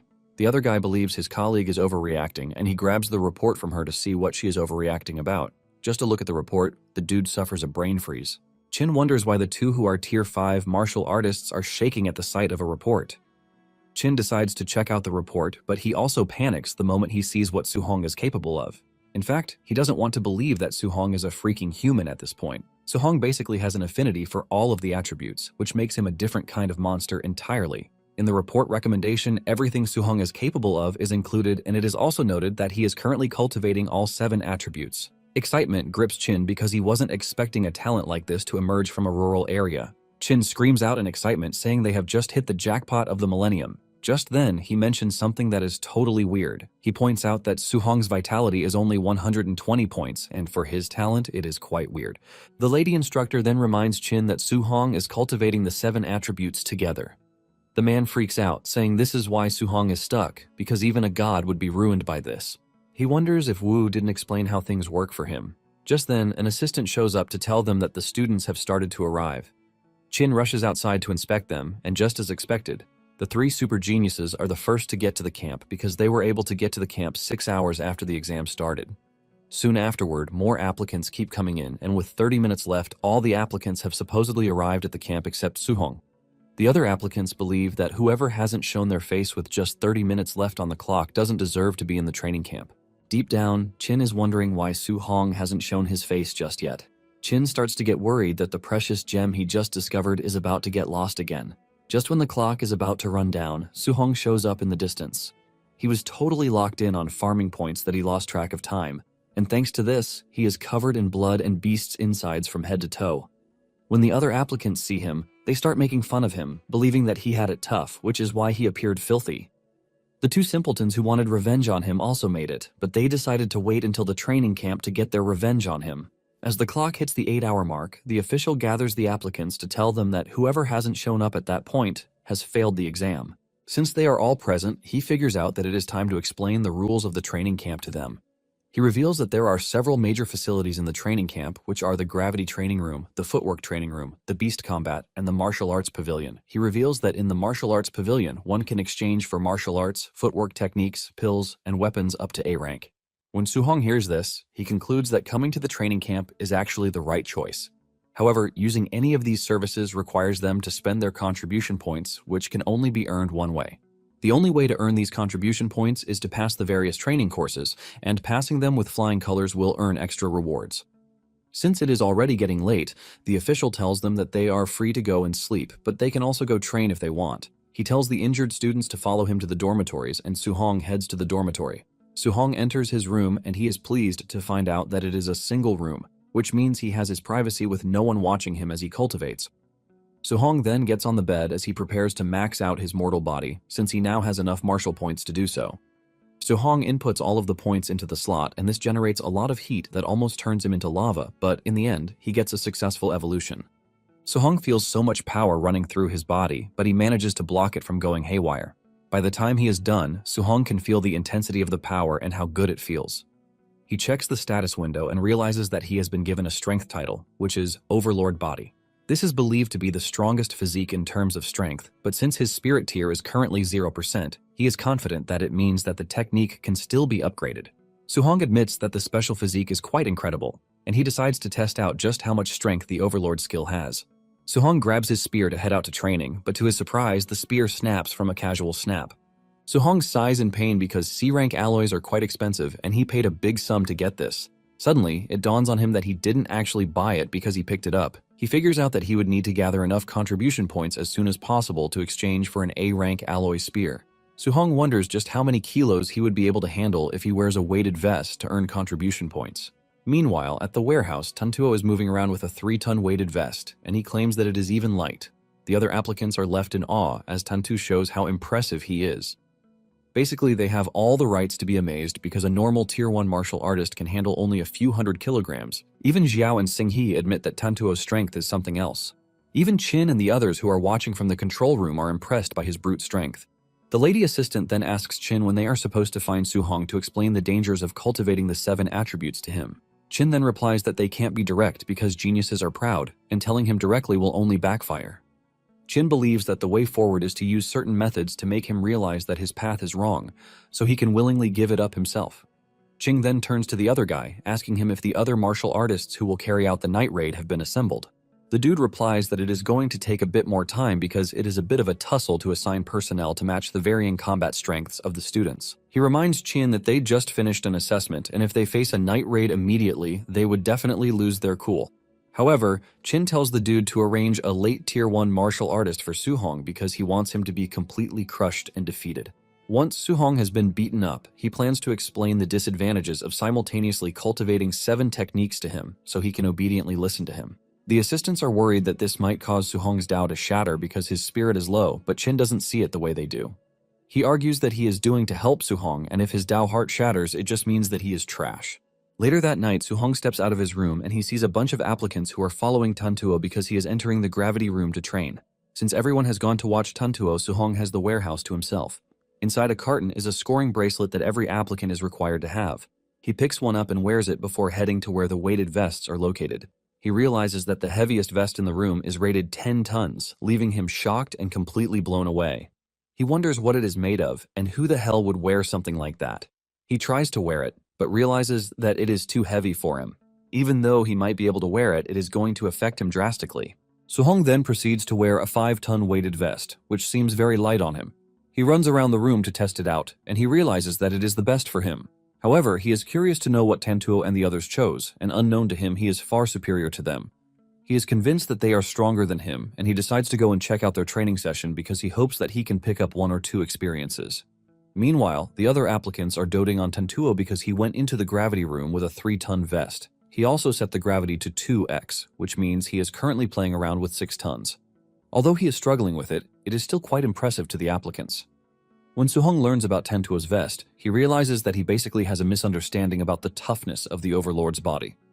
Just then, Chen and Tu show up to ask Suhong why he is not entering the gravity room. The two express their worries, saying they are just going to be embarrassed if they enter because those they are competing against are insanely strong. Since they are all scared, Suhong decides to enter the room. The other applicants are surprised to see Suhong stepping into the room, and they believe that he has a loose screw in the head.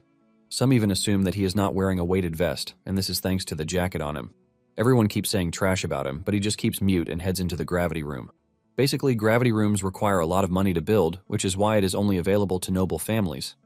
Since Suhong can get his hands on one for free, he is not about to let it pass. Since he is wearing a 5-ton vest, setting the gravity to 2x will make it difficult for him because it would be 10 tons. Suhong plans to last longer in the gravity room, and he decides to set it to 1.5. Even this still feels so heavy that Suhong wants to lose his footing. He strains in pain while the other applicants make fun of him, saying he isn't wearing a vest but still set the gravity to 1.5 times. The applicants then remember that Suhong was the last to arrive that day, so they assume that he is pretty weak. Instead of running around to show off, Suhong decides to sit there and cultivate this technique under the crushing weight. 2 hours after this, he has been able to level up the other attributes except for thunder and fire. In addition, his vitality also increased from 126 to 130. Suhong is impressed by this, and he realizes the other rooms would also have something nice for them, because the gravity room just gave him some points. Suhong then struggles to stand up, and when he finally stands up, the applicants who are still watching make fun of him for being so trashy. Just then, Suhong takes off his jacket because he is dying of heat, and this is when the two mocking him know that he is wearing a weighted vest. However, they still think he is a loser because there is no tag on the vest, which makes them believe that it is not more than 500 kilograms at most. Some believe that he might actually be strong, but they are convinced that he is still not as strong as Tantuo. Not long after this, Tantuo steps out of the gravity room and the applicants flock over to him to worship him. Tantuo walks out, totally exhausted from the 2 hours he spent inside the gravity room. Tantuo then drops the weighted vest and he flexes his body muscles to the applicants watching. Singi then walks over to Tantuo, admitting that he is number 1 when it comes to pure strength, but urges him to come to the agility room where he can show him who the boss is. Tantuo admits that he has nothing to stand against Singi when it comes to agility, and this is thanks to his wind attribute. Suhong hears them talk about A-rank movement techniques, and he decides to go check Singi out. Suhong then joins the others to watch Singi display his A-rank movement technique, Flying Swan Cloud. In fact, they are more blown away that Singi set the difficulty to the max. The way he is moving with the technique leaves the applicants in awe. Singi is so fluid with the technique that petals even sprang out of nowhere. Suhong, on the other hand, immediately registers the technique in his archive. Without wasting time, he starts to follow the movement, and when the applicants see this, they start to mock him, asking him what he thinks he is doing. They tease Suhong, telling him that there is no way he can learn the flying swan technique just by looking at it. Suhong ignores them and continues practicing his movement, and while he is doing this, his mastery level keeps increasing. In no time, the system informs him that he has learned the technique, so he has officially entered the beginner stage. Suhong is glad that he finally learned an A-rank technique. However, he has to admit that the technique is too flashy, which makes it embarrassing to carry out. Since he has never seen the normal version before, he can only copy what Singi displayed. Suhong then returns to reality, and since he has learned the technique, he figures out that there is no need for him to enter the agility room. Suhong thinks of heading to the fierce beast room to hunt beasts, so he can earn martial arts points to boost his vitality. Just then, Suhong notices that the applicants are staring at him. He turns around to hear them talk about how super flashy his moves are, and this is when he realizes that he might have actually done the technique in the same flashy way as Singhei.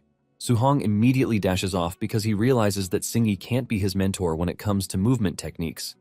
As he leaves the scene, he notices that someone might be following him, and he turns out to be right because the two Vendetta twins are still looking to teach him a lesson. Since he is heading to the fierce beast room, they plan to block the door and beat the crap out of him when he comes out. At the same time, Xiao and Tantuo appear to be challenging each other on who can kill the most beasts. Suhong arrives there to find the two arguing, and since he has never seen a telekinesis user fight before, he decides to take a look before going to hunt his own fierce beasts. Xiao steps into the room, and to Suhong's shock, she starts to float in the air. Since it is only a method that grandmasters possess, Suhong realizes that being able to do this is due to the fact that she is a psychokinetic. As if this is not enough, Suhong opens his mouth in shock when he sees Xiao take down monsters with light beams. One beast tries to launch a surprise attack on Xiao from behind, but she easily grabs the beast with her powers. With the beast in place, she cuts it down mercilessly with her light beams. Suhong finally understands that the light beams are freaking daggers. With everything Suhong has seen Xiao do, he finally understands why psychokinetic users are damn strong. Xiao runs into a giant python, and Xiao conjures a large light sword which she uses to split the snake in half by hurling it at the snake. This further leaves a mark of shock on Suhong because he doesn't remember the girl holding a weapon before. In addition, he knows that such a big weapon would weigh a lot, which means she is able to do this because psychokinetics are crazy humans. Singhi informs the other applicants that what they are witnessing is a martial art that is exclusive to psychokinetics, and it is as high as A rank. The other applicants are surprised to hear this because this is the first time they have heard of such. The applicants ask him how he knows all of these, while asking him if Tantuo has an A rank skill too. Singhi confirms this, and the applicants freak out because they already consider him a maniac. Since the geniuses all have high training techniques, Suhong realizes that the training camp is packed with good martial arts. He is just glad that he came to the right place. Just then, Suhong checks on Tantuo, but to his surprise, he is not using any martial arts while beating down monsters.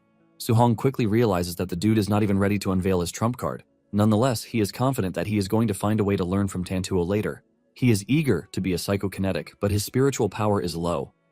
Since one needs a spiritual power of over 100 points, he realizes that he is still 73 short.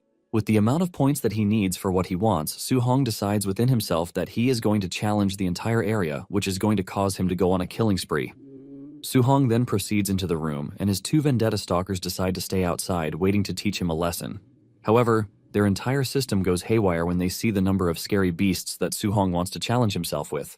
The two assume that Suhong has seriously lost his mind because challenging a dozen fierce beasts is asking for death. The two panic, and they start thinking of even getting an instructor to save Suhong. However, to them, it is too late for Suhong because they are convinced he is going to be torn to shreds by the monsters. Now in the beast's room, Suhong teases the monsters, causing them to rush at him at the same time. Suhong leaps backward to dodge the initial attack from the enemies before lunging toward them.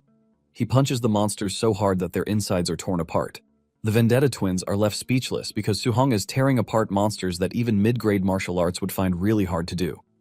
Just then, one of them notices that Suhong is using a familiar footwork, and it then dawns on them that he has already copied Singhi's technique, which he is now using. The two stars are arguing because it is not possible for them. The two soon accept reality and realize that Suhong is an insane talent to have been able to copy the technique at once. One of them immediately suggests that they forget about their Vendetta mission, and his colleague doesn't even object to this. Suddenly, the dude wants to rethink his decision, but his friend points to what Suhong just did inside the training room. They stare into the distance to see that Suhong has taken down all of the beasts in just a few minutes. Suhong, on the other hand, is checking out the points that were given to him after defeating such high-level beasts. He realizes that it is not that much, which confirms his assumption that the stronger he is, the harder it is for him to accumulate points. Before he can even get a minute of rest, more monsters troop out from their hiding place, and Suhong quickly gets back on his feet because he doesn't have the luxury of resting. One of the monsters thinks it is wise to launch a surprise attack on Suhong from behind, but Suhong reacts to this really quickly and punches the monster into the afterlife. Suhong unleashes a terrifying aura that gives the beasts a rethink, but Suhong is not about to give them second chances because he needs their Dao values. Suhong goes after them, wiping out the beasts without mercy. On the outside, the Vendetta finally decides that it would be good for them to turn into the forgiving twins. The two figure out that it might be bad for them if Suhong meets them there. The two quickly walk away, and they soon walk past the battle room where the other geniuses are using it. One of their colleagues is surprised that they are back already. He asks about their revenge mission, but the two can only answer nervously. Deep down, the two are happy that they still have their heads on their necks. Just then, Xiao and Tantuo stepped out of the beast room, and Tantuo acquired 280 points in total, while Xiao got 270 points. Their usual followers start to praise them while counting the number of monsters that they have killed. As for their weighted vest contributions, Tantuo has 100 points, while Xiao has just 50. This means a great deal to their followers, whose highest is 30 points. Just then, they start talking about how powerful the geniuses are because of the number of beasts that they have defeated. However, the forgiving twins are the only ones who know that there is a special monster in the training camp that surpasses the trio. 1 hour later, Suhong has left a mountain of corpses in the room, and he is already getting exhausted. However, he hasn't even reached his target point. Nonetheless, he checks the training wristwatch and realizes that he was awarded 700 points. Without hesitation, Suhong heads to the martial arts pavilion. Upon arriving at the pavilion, Suhong makes his way to the receptionist. He takes a journal to the table to read the menu. He is surprised to see just how expensive the A-rank skills are. The attendant then asks him if he is ready to make his order. Deep down, the attendant is not interested in attending to Suhong because she believes that he is going to be broke. When Suhong finally makes the decision, he tells the lady that he wants the spirit-gathering pills.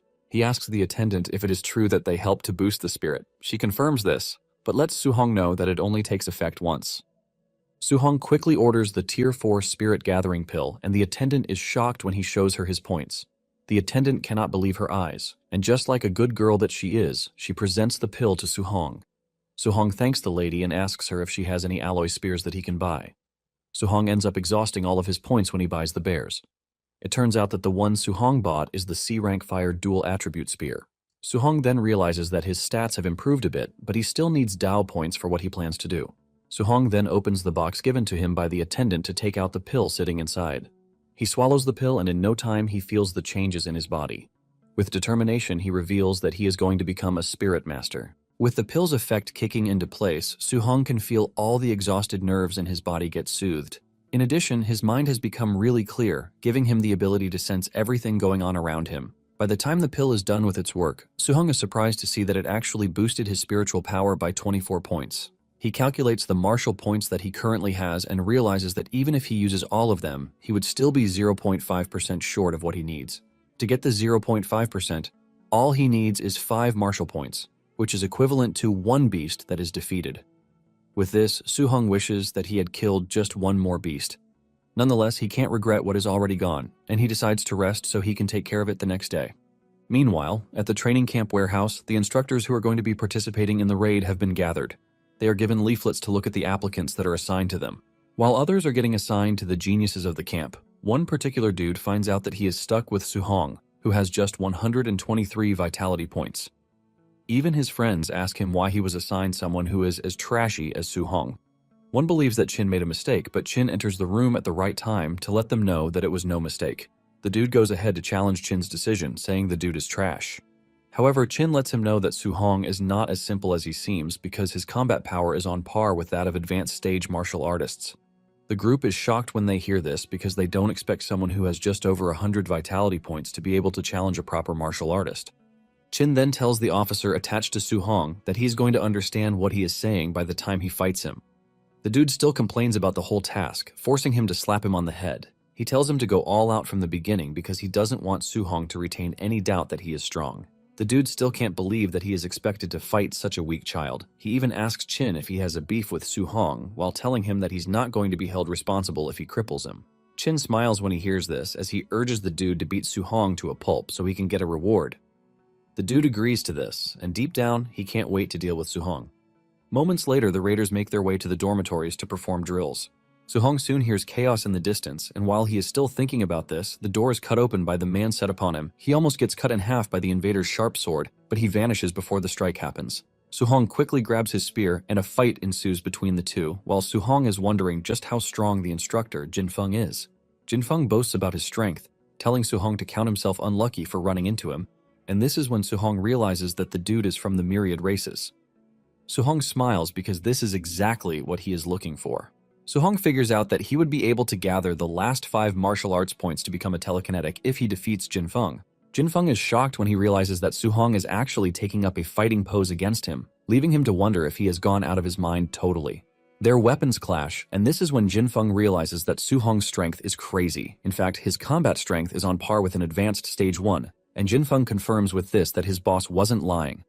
Suddenly he notices that there is something else because a stage 1 martial artist shouldn't have the kind of power that Suhong currently has. On the other hand, Suhong is doing his best since he hasn't fought an advanced class before. He swings his spear with an aura around it, causing Jinfeng to leap back in fear. He starts to regret his actions because he has realized that Suhong is no joke. Nonetheless, Jinfeng is an experienced martial artist, and he knows what a fight between them entails. Jinfeng then unleashes his fire attribute martial arts, which envelopes his sword in purple fire. Suhong is actually blown away by this, since it is his first time seeing one. Jinfeng then lunges towards Suhong while taunting him, asking him how he plans to block his powerful attack called the Flaming Slash. Unknown to him, Suhong has his own idea, and he covers himself in lightning before blocking Jinfeng's attack, knocking him backwards.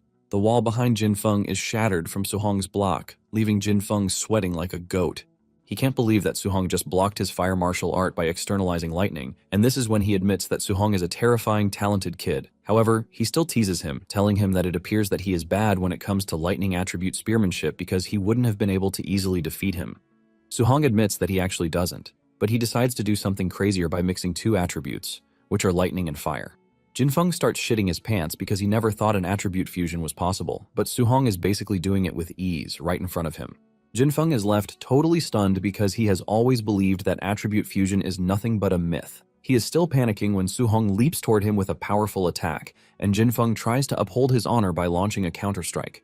However, Su-hong's power easily overwhelms him and knocks him through the wall, sending him crashing to the ground. Since he has just defeated Jinfeng, Su-hong is given 7 points, and Su-hong smiles because Jinfeng just gifted him the points he needs to advance to a telekinetic. Some seconds earlier, Qin and the lady martial artist are outside the dorm, waiting for a report. Qin believes that Su-hong should be getting a beating of his life already, and after this he would be able to persuade him to stop pursuing multiple guiding techniques to focus on one. This is when Jinfeng is sent through the wall and he crashes right in front of the Grandmaster. He is knocked out totally, and his face is battered from excessive beating. The lady and the Grandmaster are left in complete shock because Su-hong just defeated Jinfeng with ease. At the same time, the three geniuses defeated their opponents, sending them crashing through the wall just like Su-hong did. The trio steps out of the broken wall, telling the Grandmaster that he should have sent stronger opponents because these ones are freaking weak.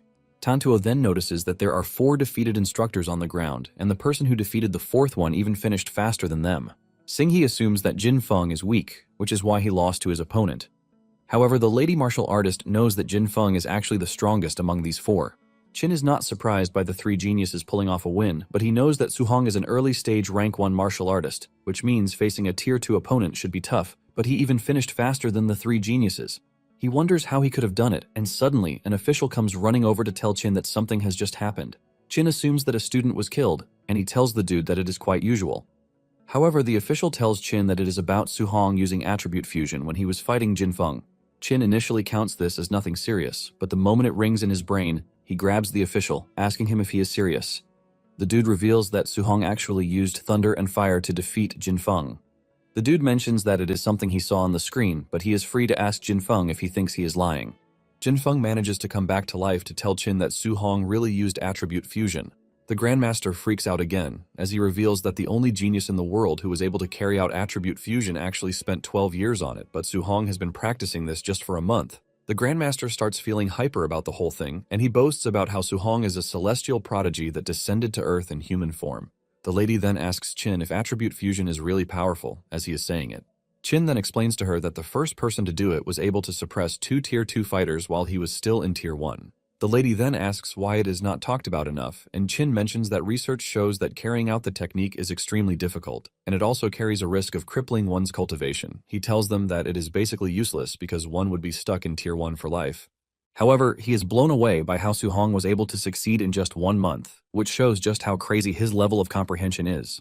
In fact, he possesses all of the attributes, which means it would be overwhelming if he could combine all of them. He believes that Su-hong has what it takes to suppress the emperors of the myriad races with a single strike. His assistants tell him to chill out because he is already over-exaggerating the whole thing, because fusing 2 is difficult as it is. Just then, Qin tells the 2 to pardon his initial excitement and says he can't allow Su-hong to cultivate all 7 because he would be stuck at a 3-attribute fusion, which would be bad. Just then, the dude mentions that Su-hong was able to overwhelm Jinfeng with his overwhelming strength, and the Grandmaster berates him for not mentioning something that important earlier on. The trio is left in shock because Su-hong has just over 100 vital blood points, but he was able to overwhelm Jinfeng, who has 500.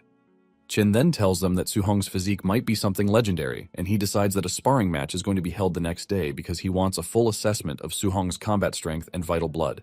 He tells the 2 to bring the geniuses, Tantuo and the rest, to fight Su-hong because he wants to see what would happen when a freak like Su-hong clashes with the top geniuses of the training camp.